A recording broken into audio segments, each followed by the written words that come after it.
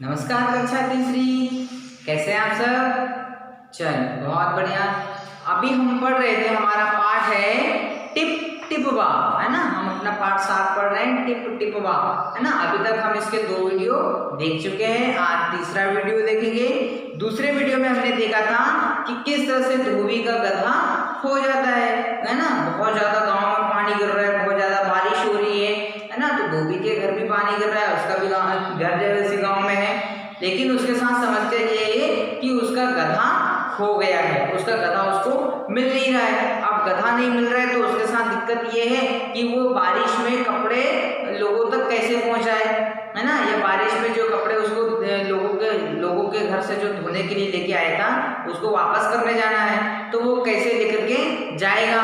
तो ये उसके साथ समस्या है, इसलिए वो बहुत ज्यादा परेशान है कि मेरा गधा खो गया है, अब मैं इतना वजन लेकर के कैसे जाऊंगा और कहाँ जाऊंगा। तो वो उसकी पत्नी से चर्चा करता है कि अब क्या करें। तो उसकी पत्नी उसको सलाह देती है कि अपने गांव के पंडित जी हैं, उनको सारी खबर रहती है ना, कि कौन व्यक्ति कहाँ है, कैसा है। तो हम उनसे पूछ सकते हैं, आप उनसे पूछ लीजिए, उनसे पता करवा लीजिए कि हमारा गधा जो है वो किस दिशा में गया है, किस जगह पर बंधा है या किस जगह पर खड़ा है। तो हम उसको वहां पर जाकर के ढूंढ लेंगे, उसको वहां जाकर के देख लेंगे। तो इसी बात को लेकर के जो धोबी है वो पंडित जी के घर जाता है, और घर जाता है तब क्या बात होती है, ये बात हम आज पढ़ेंगे पेज नंबर 56 पर।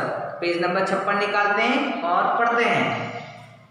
पत्नी की बात धोबी को जच गई। अब पत्नी ने कहा था, पत्नी ने सलाह दी कि आप जाकर के वहां पता कर लीजिए पंडित जी के पास। तो ये बात उसको जम गई, तो वो जाता है अब पंडित जी के पास। अपना मोटा लठ उठाकर वह पंडित जी के घर की तरफ चल पड़ा। उसने देखा कि पंडित जी घर में जमा बारिश का पानी उलीच उलीच कर फेंक रहे थे। अब वो धोबी जो है वो अपना एक बड़ा सा डंडा लिए और पंडित जी के घर पहुंच गए। अब पंडित जी के घर भी पूरा पानी भर गया, है ना। बारिश इतनी तेज थी कि घरों में पानी घुस गया, है ना। पंडित जी का घर भी कच्चा था तो ऊपर से भी पानी टपका, तो पंडित जी का घर पूरा पानी से भर गया, पूरा बम भर गया, है ना। अब क्या करे, पंडित जी भी बाल्टी से उस पानी को ऐसे निकाल निकाल के पानी फेंक रहे थे, है ना। पानी को पूरा खाली कर रहे थे, घर से पानी निकाल रहे थे, और उसी समय धोबी उनके घर पहुंच गया। पंडित जी के घर की तरफ चल पड़ा। उसने देखा कि पंडित जी घर में जमा बारिश का पानी उलीच उलीच कर फेंक रहे थे। धोबी ने बेसब्री से पूछा, महाराज मेरा गधा सुबह से नहीं मिल रहा, जरा पोथी बांध कर बताइए तो वो कहाँ है। अब धोबी तो पहले से घबराया हुआ था, है ना, वो पहले से डरा हुआ था कि यार मेरा गधा नहीं मिल रहा है, अब मैं क्या करूंगा। तो उन्हें बिना पंडित की समस्या सुने, बिना पंडित को देखे परखे, बिना पंडित की समस्या को जाने, उन्होंने बहुत बेसब्री से पूछ लिया, बिना इंतजार किए पूछ लिया कि पंडित जी मेरा तो गधा नहीं मिल रहा है, अब मैं क्या करूं, मेरे को बताओ मेरा गधा किधर है ना। वो बहुत जल्दी से बोले कि पंडित जी मुझे मेरा गधा नहीं मिल रहा है, तो मुझे बताइए मेरा गधा कहाँ मिलेगा, मैं उसको किधर ढूंढने जाऊं। ये सारी बातें उन्होंने पंडित जी को बता दी। अब पंडित जी ने क्या बोला, जरा पोथी बांध कर बताइए तो वो कहाँ है। सुबह से पानी उलीचते पंडित जी थक गए थे, है ना। अब सुबह से बारिश हो रही थी तो पंडित जी जो है वो पानी खाली करते करते पूरी तरह से थक गए थे, है ना। वो पूरी तरह थक गए कि घर के पानी निकाल निकाल के इतना पानी बरसा कि उनके घर को भर दिया था। तो वो बेचारे सुबह से ही लगे थे, परेशान हो रहे थे पानी निकालने के लिए। और धोबी उसके ऊपर अलग पहुंच गया परेशान करने के लिए कि आपकी पोथी निकालिए, उस पोथी में बांध कर बताइए कि मेरा गधा किधर है। तो पंडित जी बोले, झुंझला पड़े और बोले, मेरी पोथी में तेरे गधे का पता ठिकाना लिखा है क्या, जो आ गया पूछने, अरे जाकर ढूंढ उसे किसी गढ़ी पोखर में। अब वो कहता है कि मेरी पोथी में क्या सिर्फ तेरे गधे के बारे में लिखा है कि तेरा गधा कहाँ पर है, क्या मैं मेरी पोथी तेरे गधे के लिए खरीदी है क्या, कि मैं उसी में सारी चीजें बताऊंगा। तो वो कहता है कि अगर मेरी बोले कि अब तुझे यदि ढूंढना है तो भाई उसको किसी तालाब के किनारे ढूंढ ले, किसी की टापरी के किनारे ढूंढ ले, किसी झोपड़पट्टी के पास जाकर के ढूंढ ले, किसी पेड़ के पास जाकर के ढूंढ ले। अब मेरी पोथी में उसमें लिखा तो है नहीं कि तेरा गधा कहाँ मिलेगा जो तू पूछने आ गया मेरे से, है ना। उन्होंने ऐसे झुंझला करके, ऐसे डांट करके उसको बोल दिया कि तू उसको किसी तालाब के किनारे ढूंढ ले या किसी और जगह उसको ढूंढ ले, खेत खले में ढूंढ ले, भाई गधा है कहीं चरने बैठ गया होगा कहीं भी, तो तू उसको ढूंढ ले। तो यही बात को लेकर के वो आगे बढ़ा। तालाब के किनारे ऊंची ऊंची घास उग रही थी। धोबी घास में गधे को ढूंढने लगा। किस्मत का बेचारा बाघ टिपटिपुआ के घर के डर से वही घास में छिपा।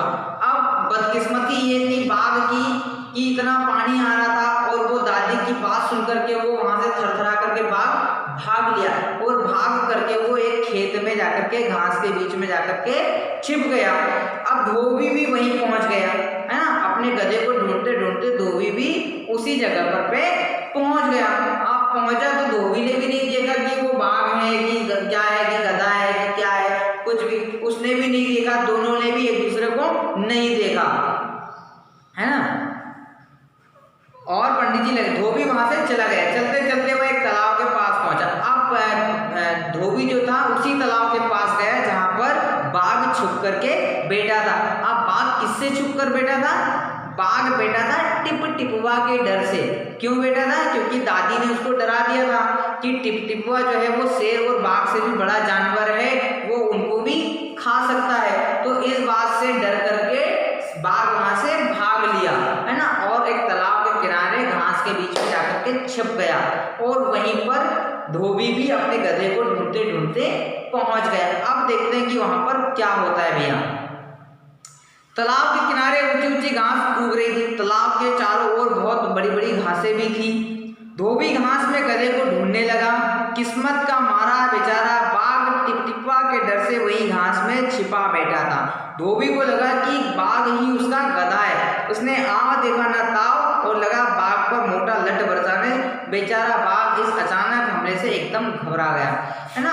अब हुआ ये कि धोबी उस जगह पर चला गया। उसको लगा कि ये बाघ जो है वो मेरा गधा है। उसने देखा भी नहीं बाघ को, है ना। उसने तो बिना देखे ही उस पर लठ मारना शुरू कर दिया। फटाफट उस पर लठ मारे, खूब लठ मारे उसको, तो बाघ को खूब मारा उसने, है ना। तो बाघ भी उससे बहुत घबरा गया। उसको लगा यार टिपटिपुआ आ गया है जो मेरे को अब लठ मार रहा है, मतलब मेरे से बड़ा जानवर आ गया है। बाघ क्या सोच रहा है कि मेरे से बड़ा जानवर अब आ गया है जो मुझे मार रहा है। और धोबी ये सोच रहा है कि ये बाघ नहीं मेरा गधा है जो यहाँ पर आ गया और कुछ बोल भी नहीं रहा है। तो वो उसको मारने लगा, है ना। तो इस बात से वो बहुत ज्यादा घबरा गया। कौन घबरा गया? बाघ, है ना। तो चलिए अब आगे देखेंगे अगले वीडियो में कि बाघ के साथ और क्या हुआ और उसके बाद में धोबी ने बाघ के साथ क्या किया, है ना। बाघ को पकड़ा या नहीं पकड़ा, बाघ को मारा या नहीं मारा, है ना। जो कुछ भी हुआ या उसका गधा मिला कि नहीं मिला, ये सारी चीजें हम अगले वीडियो में पढ़ेंगे। तब तक आप इस पार्ट को बहुत अच्छे से पढ़िएगा और समझिएगा, तो बहुत मजा आएगा अगले वाले वीडियो में, है ना। तब तक आप इस पार्ट को पढ़िए। Thank you.